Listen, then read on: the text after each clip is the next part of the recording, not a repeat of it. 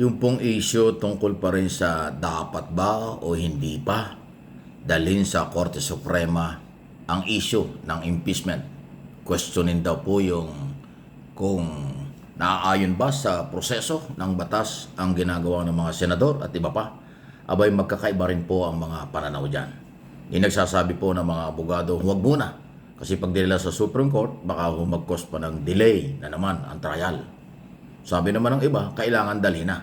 Kasi para malaman kung tama ba itong mga ginagawa ng mga senador judges base sa kanilang mga statement at yung hindi lang yung pagka-delay kung hindi yung usapin para sa pagpasok ng 20 Congress. So masalimot ito.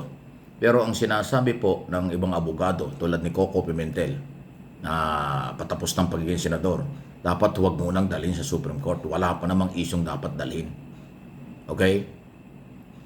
Pag hindi itinuloy sa 20 Congress, ayan, pwede daw hong magpetisyon na sa Supreme Court. Pero ngayon, wala naman pong gano'n dahil wala pa yung 20 Congress, huwag muna. Dahil baka daw hong maging madali pa ito.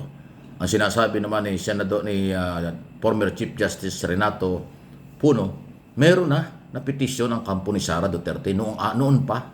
Matagal na hong na-file ng kampo ni Sara Duterte, kino-question itong issue ito. Wala naman pong ginawa ang Supreme Court until now. Walang TRO, walang lahat. So, ibig sabihin, sabi ni former Chief Justice, pag ganyang walang aksyon ang Supreme Court, ibig sabihin, ipinapaubaya niya sa Senado ang kanilang trabaho.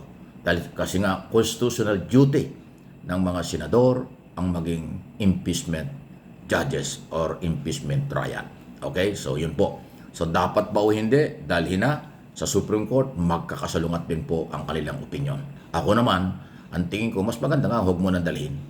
Ituloy ang tamang proseso. Kasi pag dinala mo sa Supreme Court ng isyong ito, parang yan ang strategy ng iba para ma-delay. Kaya kung yung mga gunita, sa lahat ng press conference, interview kay Senate President Jesus Escudero, laging sinasabi niya, wala kaming illegal na ginagawa. Magpunta kayo ng Korte Suprema kung kami mayroong illegal. Lahat ng aming ginagawa dito ay aming pinangangatawanan. Kung meron kayong problema, Supreme Court lang ang pwedeng pumigil sa amin.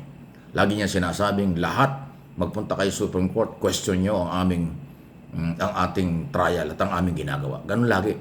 So, makukuha mo sa style ni Senate President ng mga pahayag, posible na mga strategy nila yan. Dahil nga pag dumating sa Supreme Court ang issue, matatagalan, madi-delay na naman. Baka yun ang plano, i-delay hanggang sa magsawa ang tao. Nagkakamali kayo. Sa akin pong opinion, observation, habang tumatagal ito, lalong nagkaka-interest ang mamamayang Pilipino. Lalo pong naghahanap ng katarungan, katotohanan ang may-ari ng pera ng mamamayang Pilipino, ng gobyerno ang mamamayang Pilipino. Betrayal of public trust, graft in corruption ang pinag-uusapan dito. Nang abuso nga ba si Sara Duterte sa kapangyarihan bilang Vice President, bilang Secretary ng DepEd? Ginastos nga ba ng mali ang pera ng bayan? Yan po yung mga issue. Kaya ang mga mamamayang Pilipino ngayon, pabor man o hindi sa trial, lalong nagkaka-interest. Kaya kahit anong pagdidelay, anong discarding ginagawa ng mga posibleng pro-Duterte anti-trial, ay hindi kayo makakalusot dahil napakarami ho nagsasalita at nag-aabang. So, sa akin pong opinion, palagay ko wala pang dapat questionin sa ngayon. Dahil meron na nga petition dun, walang aksyon ng Supreme Court eh. So, ibig sabihin, go ahead kayo. Sige, kayo ang gumalaw. Gawin yung trabaho nyo. Constitutional duty nyo mga senador. Ayusin nyo.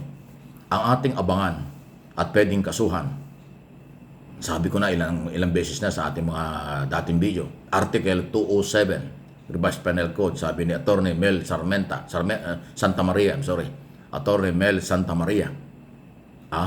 Yan po ay pwede raw gamitin ng kahit na sino para mag-file ng kaso laban sa mga senador judges kung magiging bias. Ayun. Okay? So may option, may magagawa. Ang proseso ng batas malawak. Okay? Senador judges na mga nanumpa na dapat daw ay maging impartial judge. Aba, ang ganda nito. At hindi dapat maging bias.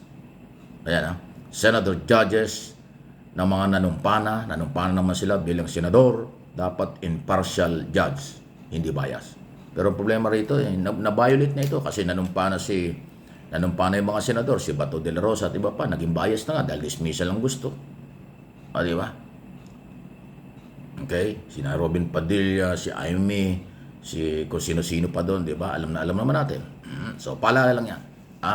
Ang inyong pinanumpaan ay sinasabi nyo na susunod kayo sa sinasabi ng saligang batas. Nanumpa kayo na inyong susundin ang sinasaad ng saligang batas bilang senador judges. Kaya dapat maging impartial judge, hindi maging biased judge. Ayan, kasusumpa lang nyo. Pagkatapos yung manumpa, parang nakalimutan nyo ang inyong pinanumpaan. Dalawa ko na. Uy, nabalitaan ba nyo ito? Ito yung maingay na dating pulis. Dating pulis at vlogger na DDS. Hinuli sa kasong inciting to sedition. Kulong. Ito yung si Mr. Pontillas. Di ba ito yung nag-viral noon? Nasabi niya, presidente ka lang, pulis ako. O binabanatan niya si BBM. Ay active na pulis, naka-uniforme pa. Vlogger pala siya ng DDS. Binanatan si Pangulong Marcos. Sabi niya, presidente ka lang, pulis ako. Mga ganun, marami siya sinabi. Na-dismiss siya dahil sa nakita ng Napolcom, hindi yan trabaho ng pulis. Labag ang ginawa. So, dinismiss. So, ma-dismiss, tinuluyan ang kaso. Ayan, nagpalabas po ng warrant of arrest ang korte. Inaresto siya. Arestado na siya. Inciting to sedition. Dahil marami siya sinabi doon sa kanyang pagiging vlogger. Ingat lang po kayo. Dating pulis po ito na si Mr. Pontillas. Nanakot pa ito . Kanya raw kakasuhan ng lahat ng mga taga-media na nagtalakay doon sa kanyang mga sinabi. Aba, ikaw yung nag-umpisa nito. Yan . Pulis ka ba naman ? Bakit ka babanat sa iyong amo? Amo mo yung Pangulo. Dapat respeto mo ang Pangulo dahil pulis ka, naka-uniforme ka pa ng panahong yon. Ang tapang-tapang ng iyong mga statement. Labag yan. Kaya dinismiss ka ng Napolcom, hindi ka na pulis ngayon, tapos tinuluyan ka, kinasuhan ka, mabigat, inciting to sedition, kulong ka ngayon. So, maging aral ito. DDS vlogger po yan.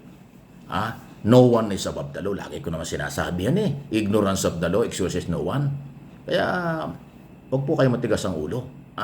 Ang karapatan at opinyon may limitasyon. Pagka kayo ay ang feeling nyo, dalawa ang buhay nyo. Ang feeling nyo, lahat kayo ang tama. Ang feeling nyo, mali ka ang lahat, kayo lang ang correct. Delikado yan.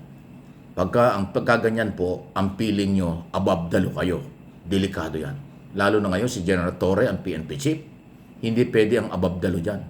Hindi pwede dyan ang ignorance of the law. Hindi po. Mananagot kayo kay General Torre at ang ating PNP dahil hindi siya nagbibiro. Kahit sino huhulihin yan pag may kaso, pag may warrant of arrest. Di ba? Hindi pananakot ito. Maging maingat. Lalo na po yung mga gumagamit ng social media. Vlogger man kayo o hindi, nakakala nyo parang ang tatapang nyo, parang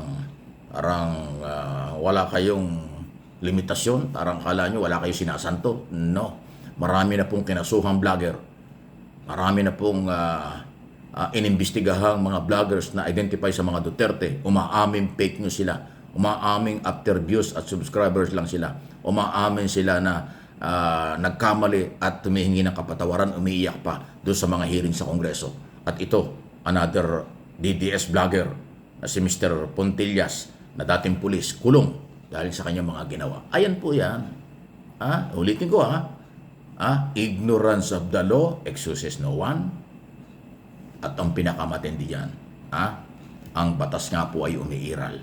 Kaya hindi nyo pwedeng iwasan yan o hindi pwedeng katwirang, sorry po, hindi ko alam ang batas. Sorry po, tao lang, hindi ko alam na mali. Ay, delikado po yan. Mahinang argumento yan. Please like and share. Subscribe kung hindi pa.